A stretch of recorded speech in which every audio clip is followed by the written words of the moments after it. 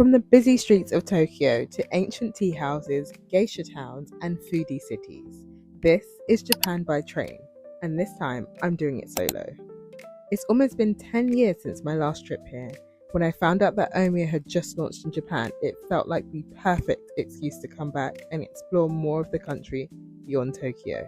Just under 13 hours and a few 7-Eleven trips later, I was ready to take my first journey. But first, I needed to exchange my digital Omio ticket for a paper ticket. Omio make this process super easy as they store all of your digital tickets in the app and also give you advice on how to exchange them at the ticket desk. You'll get an allocated seat with your ticket, but you can also easily change this on the machines.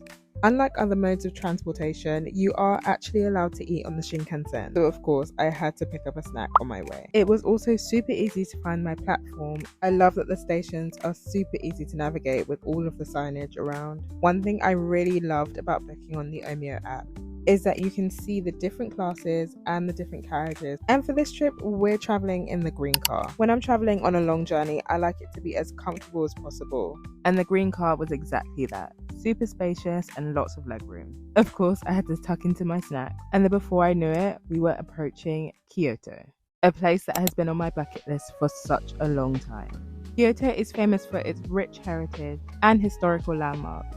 What I love about this region is that you can also do lots of day trips too, like visiting Nara, which is famous for its free roaming deer, and they're so cute and friendly.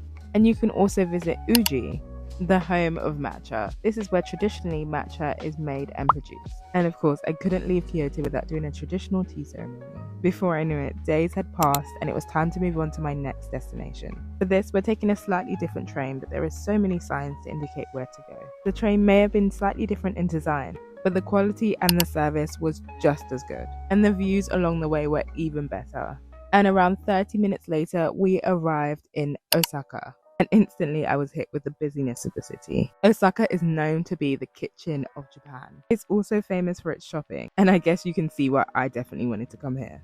If you like big city buzz, you'll definitely love it here.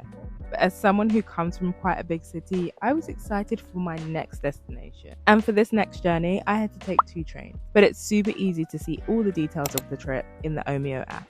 After days wandering around the city, it was so nice to finally see the coast and some beautiful nature. Before I knew it, 1 hour had passed and I hopped off my first train to enter my second one.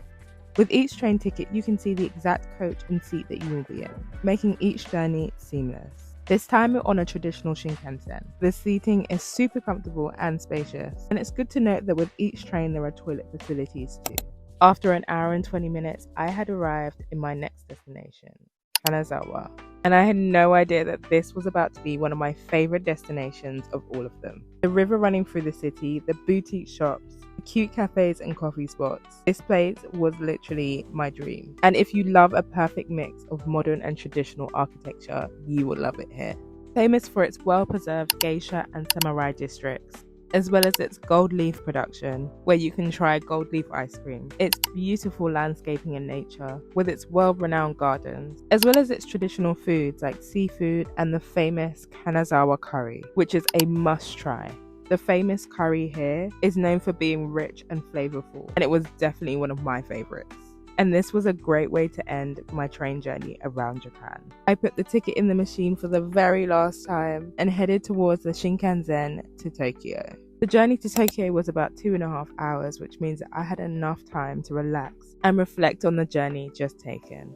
Shortly after, I arrived in Tokyo, back in the big city with bright lights, and enjoying my final days wandering around Shibuya and Shinjuku, and of course having my last tempura meal. Until next time, Japan.